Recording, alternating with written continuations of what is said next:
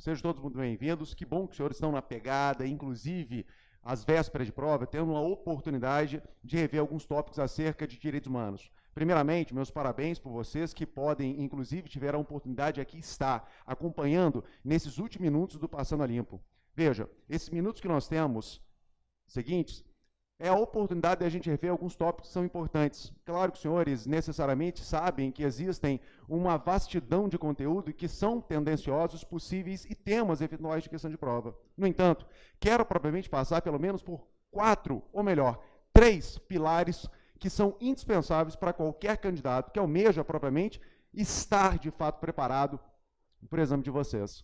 Quando se fala, primeiramente, no processo seletivo da Polícia Civil do Estado de Minas Gerais, nós percebemos que ao longo dos últimos processos seletivos, não importa provavelmente qual seja a carreira, se percebe uma predisposição acerca de alguns determinados temas. E são esses temas, provavelmente, que serão tratados aqui. Veja, quando iniciado o estudo de direitos humanos, propriamente, nós percebemos que uma noção ela é necessária acerca dos direitos humanos. E qual seja? Quando se fala sobre a evolução histórica dos direitos humanos.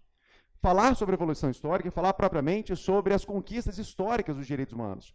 No entanto, nós percebemos que, pela primeira vez, a carreira de vocês existe uma outra referência bibliográfica que não a Piovesan, o Mazzuoli, que traz um posicionamento acerca dessas gerações, dessas dimensões, dessas categorias de direitos humanos, inclusive um tanto quanto distinta. E por quê?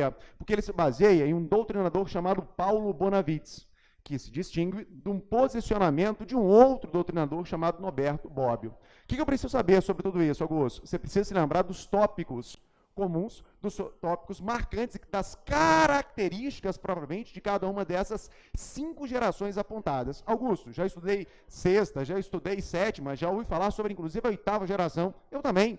No entanto, senhores, para vocês, propriamente, é importante que os senhores se lembrem das características marcantes apenas dos 5 primeiros, das 5 primeiras categorias, gerações dos direitos humanos. Veja, essas 3 primeiras gerações, elas vão ser frutos, propriamente, de uma teoria da triangulação dos direitos humanos, feito por um cara chamado Karel Vazak, inclusive, muito criticado pelo Bonavides. No entanto, vamos lá. Quando se fala propriamente na primeira geração dos direitos humanos, se fala naquele movimento do constitucionalismo liberal, ou seja, fruto do Estado liberal, aquele Estado que surge a partir do século XVIII, com a Revolução Francesa. Não se esqueçam que essas 3 primeiras gerações de direitos humanos, elas vão se inspirar exatamente nos 3 lemas que marcaram o movimento revolucionário na década, ou melhor, no século XVIII, ou seja, na Revolução Francesa. Liberdade, igualdade e fraternidade. Senhores, temos aqui a primeira geração que exortará, que promoverá a liberdade. Só que cuidado, aqui o Mazzuoli destaca uma liberdade lato sensu propriamente. Essa liberdade vai destacar a promoção dos direitos civis e direitos políticos. Portanto, falamos primeira geração, falamos propriamente em liberdades, liberdades individuais, liberdades de escolha, direitos que vão estabelecer ao indivíduo armas de enfrentamento ao Estado. Direito de primeira geração, que os senhores precisam se lembrar, são chamados de direitos de abstenção, direitos de oposição ao Estado. Por isso, são classificados e tidos na doutrina como direitos de caráter negativo. E quais sejam esses direitos, Augusto? Veja, aqui nós vamos ter a vida, a liberdade, e detalhe, quando mencionado propriamente liberdade, em vários aspectos, liberdade de escolha como a associação,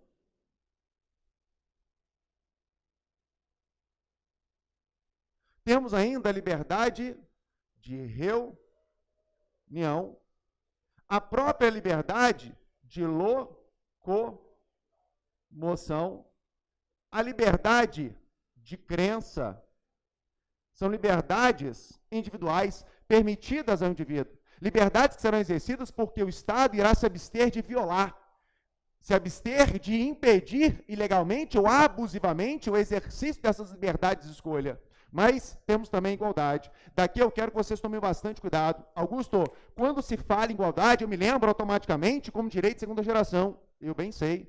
Mas aqui é aquela liberdade formal, aquela liberdade perante a lei, é aquela liberdade aspirada, desejada, almejada pela burguesia, que queria propriamente igualdade de direitos e obrigações diante das circunstâncias sociais. direito ao nome, nacionalidade, propriedade, com destaque à propriedade dos meios de produção. Mas bem sabemos que já no início do século XX, especialmente a partir de 2 documentos, vejam, não é apenas esses 2 documentos, mas com detalhes, ou melhor, com destaque para fins da sua prova. 2 são as cartas que inspiram esse movimento social. A Constituição Mexicana, de 1917, e a Constituição Alemã, que na ocasião vivia a República de Weimar, ou seja, a Constituição de Weimar de 1919. Portanto, percebam que a partir desse momento que nós temos o Estado social, o Estado do bem-estar social, o Estado welfare state. É nesse momento que nós percebemos, inclusive, a mudança da dinâmica do Estado, que deixa de ser um Estado abstencionista e passa a ser um Estado assistencialista. Aqui se exige propriamente, predominantemente, uma abstenção do Estado. Aqui se exige que o Estado atue. Se exige que o Estado preste assistência. A quem? Aqueles que sozinhos não conseguem subsistir de forma minimamente digna. Se aqui nós tínhamos um Estado que intervia quando minimamente necessário, aqui nós vamos ter um Estado que irá intervir sempre que preciso, em prol daqueles que precisam de assistência do Estado. Por isso, aqui nós vamos ter a segunda geração exortando direitos de igualdade. Igualdade, lato sensu. Mas falamos em segunda geração, aqui se destaca direitos econômicos, sociais e culturais. Veja, toma cuidado aqui. Uma particularidade para a sua referência bibliográfica, qual seja, Augusto? Quando se fala propriamente em segunda geração, aqui nós terminamos. Classicamente, os doutrinadores param por aqui e pegam os direitos coletivos ou da coletividade e lançam para a terceira geração. A sua referência bibliográfica não faz isso. Veja que o Mazzuoli vai afirmar propriamente que direitos coletivos e da coletividade são direitos propriamente de segunda geração, e há razão propriamente nisso. E aqui, como destaque, nós vamos ter o direito à saúde, direito à educação, direito à alimentação, direito à moradia, ou seja, direitos assistencialistas. O Mazzuoli destaca propriamente que esses são direitos programáticos. No entanto, o que significa propriamente esses direitos programáticos? São direitos que serão implementados progressivamente, segundo a disponibilidade e a capacidade do Estado. No entanto, é bom lembrar que o artigo 5º, parágrafo 1º da Constituição Brasileira de 88, diz que as normas definidoras dos direitos e das garantias fundamentais têm aplicabilidade imediata, ou seja, independem propriamente de qualquer implementação através de legislação infraconstitucional. Isso em tese. Na sequência, nós percebemos a fruição da terceira geração, já a partir da década de 60 do século XX. Senhores, é aqui propriamente que nós passamos a ter direitos de fraternidade, ou seja, triangulando liberdade, igualdade e fraternidade, as 3 gerações inspiradas nos lemas da Revolução Francesa. Vai tomar muito cuidado, mais uma vez, o posicionamento do Mazzuoli se difere da doutrina clássica e tradicional. E por quê? Porque é nesse momento que se fala tradicionalmente que fraternidade aqui é sinônimo de solidariedade. A doutrina clássica fala que provavelmente a fraternidade aqui está no espírito propriamente de solidariedade / tolerância. O Mazzuoli não aqui coloca a solidariedade. Nós vamos ver daqui a alguns segundos que a solidariedade é direitos de 4ª geração. Mas calmem. Falando sobre fraternidade, nós percebemos que aqui vai se destacar as temáticas ambientais. Direitos envolvidos propriamente uma temática de suma importância, direitos de caráter difuso. E aí nós vamos ter direitos ao desenvolvimento, direito ao meio ambiente, detalhe, meio ambiente sadio e equilibrado. Vamos ter propriamente direito à comunicação, ao patrimônio comum da humanidade. E aí, senhores, na sequência propriamente, chegamos à 4ª geração. 4ª geração, essa sim, disposta segundo princípios e valores de solidariedade. Essa 4ª geração, por sua vez, ligada à ideia de globalização. Globalização dos direitos e das garantias fundamentais. Ou seja, agora, o movimento dos direitos é de expansão, é de propagação para além das fronteiras apenas e tão somente dos Estados. E quando se fala propriamente em quarta geração, em que se promove, em que se instiga o movimento de expansão, de globalização, de padronização, de universalização propriamente, em um âmbito global dos direitos, se fala propriamente em direito à democracia, especialmente a democracia direta, a participação ativa, proativa do povo. Se fala ainda em direito à informação, ao pluralismo, ou seja, a ideia da diversidade, do respeito, seja a diversidade ideológica, a diversidade étnica, racial, qualquer que seja. E não se esqueça que, propriamente, o Brasil é fundado propriamente nessa diversidade. Tanto é que um dos fundamentos da República Federativa do Brasil, anunciado lá no artigo 1º, inciso 5, é o pluralismo político. Mas ainda assim, temos na sequência a quinta geração. Quinta geração é essa que será fundada, que será inspirada, que se destacará como direitos relacionados à esperança. Aqui, propriamente, alguns vão falar sobre direitos de informática, da cibernética. Bonavides, que inspira propriamente as escritas do Mazzuoli, destaca o direito à paz. Veja, que se os senhores estudaram pela teoria clássica, tradicionalmente, a paz é direito de terceira geração, a paz mundial. Aqui o Bonavides vai fazer uma crítica ao Karel Vazak, que insere o direito à paz na terceira geração. E ele diz, não, inadequado. O que fez o Karel foi um desserviço aos direitos humanos. E por quê? Porque adequado é acrescermos a paz aqui, na quarta, ou melhor, na quinta geração, provavelmente. Mas é uma paz mundial. É uma paz que hoje, especialmente, decorre de um temor flagrante. Um temor ao terrorismo. Mas uma paz que busca, propriamente, uma padronização no âmbito da segurança, da normatividade, o que? Jurídica. Logo, senhores, é importante destacar essa percepção. Falamos propriamente em primeira geração, liberdade. Falamos em segunda geração, igualdade. Falamos em fraternidade, terceira geração. Solidariedade, quarta geração. Esperança, quinta geração.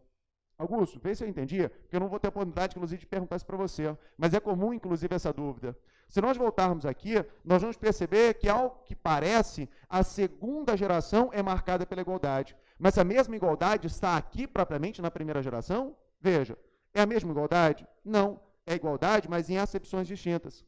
Aqui nós temos uma igualdade formal, uma igualdade perante a lei. Aqui uma igualdade substancial, uma igualdade material. É aquela ideia de tratar os desiguais na proporção das suas desigualdades, através de políticas sociais assistencialistas. É importante os senhores lembrar também que existe um outro direito que passeia propriamente pelas duas gerações. Quais sejam? Segurança e segurança.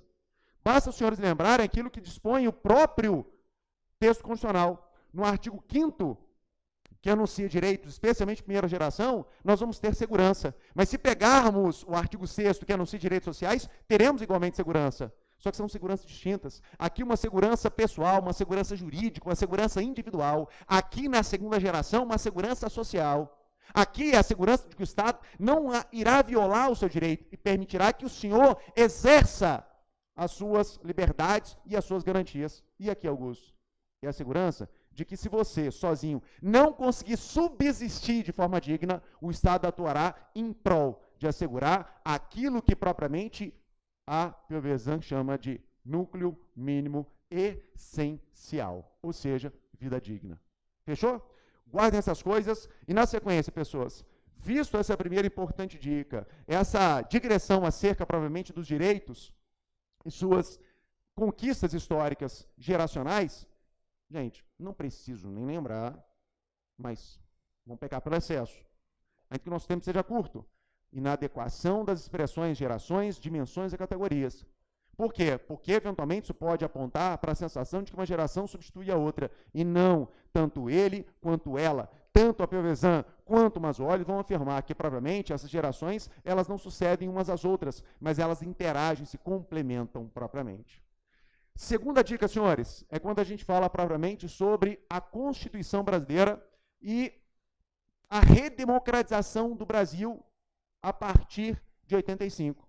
Essa redemocratização brasileira, a partir da eleição de Tancredo Neves, vai promover um processo de institucionalização dos direitos e das garantias fundamentais. Isso, propriamente, é um capítulo da Piovesan, mas também integra assunto do Mazzuoli, quando ele fala sobre políticas nacionais de direitos humanos. Veja que a Piovesan vai dizer que a Constituição Brasileira de 88 é um marco jurídico e político. E por quê?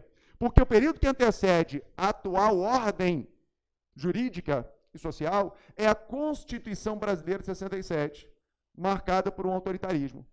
E ela vai dizer, propriamente, cuidado com as expressões dela, senhores. A Constituição de 88, ela vai propriamente alterar a topografia organizacional do texto constitucional. E por quê? Porque se analisarmos a Constituição pretérita, a Constituição anterior, o que nós iremos perceber propriamente? Perceberemos que aqui, primeiramente, a Constituição tratava de questões afetas à organização, aos poderes e ao exercício das competências do Estado. E assuntos afetos ao Estado eram petrificados, ou seja, erigidos a cláusulas pétreas. Para que só depois os direitos e as garantias parcamente asseguradas fossem anunciados no texto constitucional. Veja, que se eu pergunto aos senhores qual é a rotina diária, é muito provável que eu consiga analisar a sua vida e a partir da sua rotina diária eu vou perceber o que é e o que não é prioridade na sua vida. Se eu pego um texto constitucional e analiso que esse texto ele começa a exaustivamente tratar sobre questões organizacionais, exercício, ampliação de poderes do Estado, claro que o texto constitucional aqui prioriza propriamente assuntos afetos ao Estado.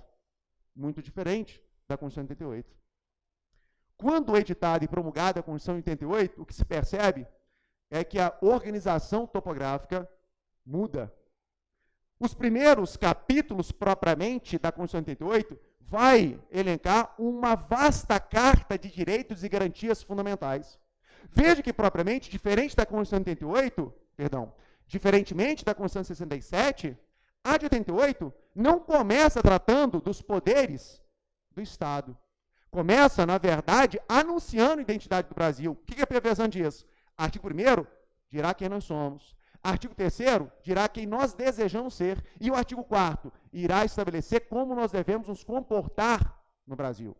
Para que depois venha um título tratando sobre os direitos e as garantias fundamentais. Um vasto elenco que vai do artigo 5º ao artigo 17, aí incluindo direitos e deveres individuais e coletivos, direitos sociais, direitos de nacionalidade, direitos políticos e direito de participação e organização de partidos políticos. E aqui o que se percebe é que enquanto se iniciava a Constituição estabelecendo assuntos afins ao Estado, aqui se começa tratando de direitos e garantias do indivíduo. Enquanto aqui assuntos afetos ao Estado, como o regime republicano, eram petrificados, aqui nós vamos perceber que assuntos afetos ao indivíduo serão petrificados. Os direitos e deveres, os direitos e garantias individuais. Veja que, propriamente, na Constituição, para a Piovesan, a dignidade humana, que é um dos fundamentos, onde está, Augusto? Artigo 1º, inciso 3 da Constituição, de fato, senhores, não é meramente um fundamento. Para a Piovesan, a dignidade é um super princípio. Não se esqueçam das expressões. Basta pegar as questões anteriores da CADEPOL para toda e qualquer carreira. Se os senhores pegarem as 10 últimas provas, os senhores não terão essa oportunidade, porque estamos às vésperas, a prova é amanhã propriamente, os senhores bem sabem que esse foi um tema recorrente, presente em todos os exames feitos pela Polícia Civil. A dignidade para a Piovesan, senhores, é um super princípio que serve propriamente de núcleo, de cerne de todo o ordenamento jurídico. Para ela, palavras dela, é o ponto de partida e é o ponto de chegada. É o fundamento de validade. É a justificativa. O que se percebe é que, a partir desse ordenamento jurídico, o Estado deixa de ser autoritário, deixa de ser um fim em si mesmo como era antes. E agora o Estado, segundo o que os senhores estudam, inclusive no direito constitucional, passa a ter uma finalidade, a busca e a promoção do bem comum. Ou seja, agora o Estado é meio para se utilizar, se valer de todos os meios, recursos políticos, sociais e econômicos para a promoção de uma vida minimamente digna. O que ela vai dizer? É através dos direitos que se legitima o Estado, e não o contrário. O Estado não veio para ser servido, o Estado veio para servir. E todas as vezes que o Estado se esquece disso, ele deixa de ter legitimidade.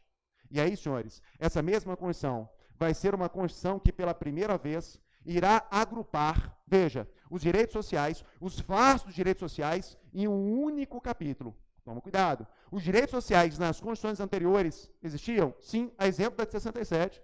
Mas esses direitos sociais estavam esparsos entre, propriamente, a ordem econômica e social no fim da Constituição. Agora não, ela está no início e tem um capítulo específico para ela. Fala-se sobre direitos coletivos e difusos, e mais, direitos de primeira, de segunda, de terceira geração, que são marcadamente indivisíveis e interdependentes. Uma Constituição que se destaca especialmente, senhores, propriamente por políticas protecionistas de classes consideradas vulneráveis. Tema esse, inclusive, tratado pelo Mazzuoli quando fala sobre direitos humanos das minorias e dos grupos vulneráveis. Mas veja, um outro destaque que se dá propriamente à Constituição de 88 são quanto às inovações iniciais, inaugurais. Ela diz que pela primeira vez nós vamos ter um artigo 3º, enumerando, dedicado exclusivamente aos objetivos fundamentais. Os objetivos existiam antes? Sim, mas eram esparsos. Vai, inclusive, destacar que entre os princípios de relações internacionais, lá no artigo 4º, nós vamos ter 10 princípios, dos quais 6 já existiam e 4 serão novidades. Se lembram quais são eles? Prevalência dos direitos humanos, autodeterminação dos povos, cooperação dos povos para o progresso da humanidade e repúdio ao terrorismo e ao racismo. Nesse mesmo viés, nós vamos, na sequência, falar propriamente sobre uma terceira importante dica, que está na mesma pegada. E nessa terceira importante dica, a gente fala sobre o processo de formação, de criação propriamente dos tratados e das convenções internacionais. Nós bem sabemos que são 3 as etapas: a assinatura, a aprovação e a ratificação. Qual a importância? Não se esqueça propriamente que a formação de um tratado, de uma convenção internacional, é fruto da conjugação de vontades. Portanto, é fruto de um poder fiscalizando ao outro. Não se esqueça propriamente que aqui a assinatura ela é competência privativa do presidente da República, ou seja, do Poder Executivo, nas suas atribuições enquanto chefe de Estado. É propriamente o presidente que vai lá fora discutir, debater, negociar os termos da convenção. E, se assim concordar, após concluir os debates, as negociações, concluir e assinar. Só que essa assinatura, propriamente, ela não produz efeitos jurídicos imediatos no ordenamento jurídico interno, apesar que a previsão até tem ponderações sobre isso. O que importa aqui é entender que, para fins da sua prova, a assinatura, ela produz efeitos precários e provisórios. Ou seja, a assinatura é um aceite precário e provisório. Por quê? Porque, eventualmente, o Congresso Nacional, na etapa subsequente, não necessariamente irá aprovar.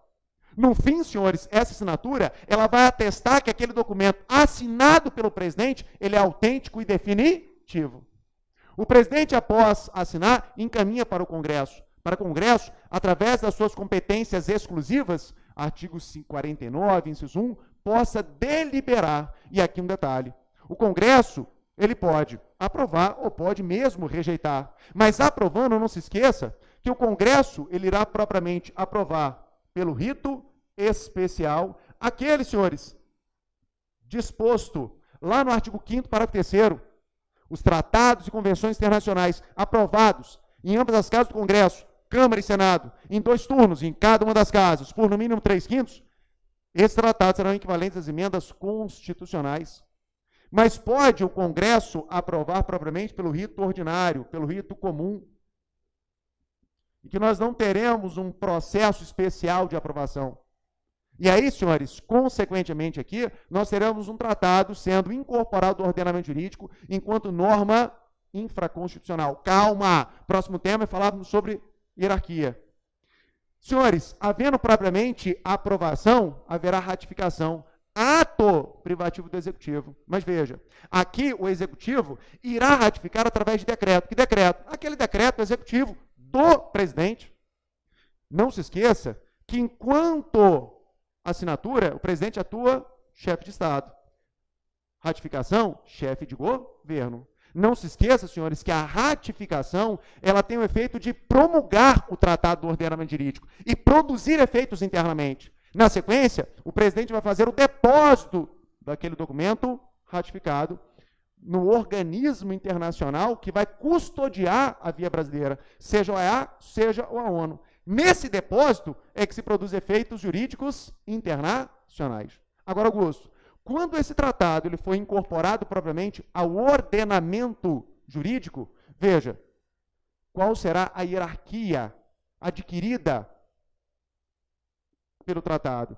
A Pevesam vai mencionar provavelmente que são 4 as vertentes. Primeira vertente, há quem no direito internacional afirme que esses tratados de direitos humanos serão supraconstitucionais, estarão acima da Constituição, ela diz, sem chance. Há quem diga que esses tratados internacionais de direitos humanos terão status de norma constitucional, e ela vai dizer, presente, ou eu aqui defendo com unhas e dentes fundamentalmente essa tese. Mas há quem diga, segundo ela, que esses tratados serão infralegais, mas com status de norma supralegal. E ela informa, isso é propriamente a teoria da supralegalidade recepcionada pelo Supremo Tribunal Federal. E no fim ela vai dizer, há quem inclusive defenda a paridade dos tratados internacionais às leis federais. Vamos destacar 2 que são prováveis de prova. Senhores, para a Piovesan, os tratados internacionais de direitos humanos são invariavelmente normas constitucionais. Presta muita atenção nisso aqui. Independentemente se aprovado pelo rito especial ou pelo rito ordinário. O que ela vai dizer é que o artigo 5º, parágrafo 2º da Constituição Brasileira de 88, vai permitir uma interpretação sistemática, teleológica, com a força expansiva dos valores da dignidade humana. Permitir afirmar que os direitos e garantias previstos na Constituição poderão ser acrescidos, dentre as formas de serem acrescidos, pelos tratados internacionais do quais o Brasil seja parte. Vai devagar, Augusto. Se o Tratado Internacional de Direitos Humanos for aprovado pelo rito especial, ele vai ser constitucional? Vai. Segundo a Pevesam, esse tratado ele vai ser materialmente constitucional e formalmente constitucional. Por quê? Porque o conteúdo é constitucional e a forma de aprovação foi constitucional. Então, as 2 coisas aqui são constitucionais. Agora, esses tratados aprovados pelo rito comum, pelo rito ordinário, ela vai dizer, esses tratados de direitos humanos aqui, de direitos humanos, serão materialmente constitucional. Mas serão formalmente normas infra, normas de tratados internacionais. Só que a gente precisa destacar isso. Aqui, repetindo, ela diz que materialmente é norma constitucional e formalmente é uma norma infraconstitucional, ou seja, propriamente um tratado internacional. No fundo, observe o que ela entende é que a única coisa que diferencia é a forma, porque a essência, o conteúdo é absolutamente o mesmo. Observem, senhores, que propriamente para ela, seja aqui ou seja aqui, o Tratado Internacional de Direitos Humanos, no seu conteúdo, na sua essência, na sua matéria, sempre será propriamente constitucional. O que difere propriamente é a forma de aprovação. Aqui em cima será formalmente constitucional e aqui embaixo não. E ela conclui. Isso difere, no fim das contas, para que, Augusto? Por mera interpretação, por mera posição doutrinária? Não. O que ela afirma é que, no fim das contas, esses tratados aqui, eles não são passíveis de denúncia. Esses aqui serão. Ou seja, aqueles tratados formalmente e materialmente constitucional jamais poderão ser denunciados. Agora, aqueles tratados internacionais materialmente constitucional e formalmente norma infra, esses eventualmente poderão ser denunciados. Ó, ela não discorre, ela não se posiciona, ela não faz nenhuma crítica a isso, ainda que caiba. Bom, senhores, nosso tempo se encerrou, nós tivemos a oportunidade de passar aqui por pelo menos essas 3 importantes dicas estruturais. Senhores, uma boa prova, foi um prazer propriamente conhecer a cada um de vocês. Aqueles que eu não conheço, uma boa prova propriamente. Qualquer dúvida, ainda há tempo, pode propriamente enviar essas dúvidas pelo direct. Eu vou estar super à disposição, só procurar lá, @prof.augustovieira, que eu vou ficar atento, inclusive, no sábado à noite, inclusive, talvez, à disposição completa de vocês. Vamos ver se Laurinha, se minha esposa, não compete em atenção com vocês. Senhores, uma boa prova. Espero que os senhores sejam e façam propriamente aquilo que os senhores aprenderam ao longo de todos esses meses de preparação. Façam uma boa prova. Os senhores são preparados, eu tenho absoluta certeza. E mais, orgulho de ver vidas como as que eu presenciei, em evolução, em sacrifício. Portanto, amanhã é a oportunidade dos senhores demonstrarem propriamente aquilo que os senhores sabem. Não vão amanhã para a prova com uma cruz carregando e arrastando. Os senhores não têm obrigação nenhuma. A única obrigação que os senhores tinham, os senhores já cumpriram, que foi de se preparar de forma exemplar e exaustiva, como muitos de vocês, se não todos vocês, o fizeram. Portanto, uma boa prova e a gente se fala, senhores. Até mais.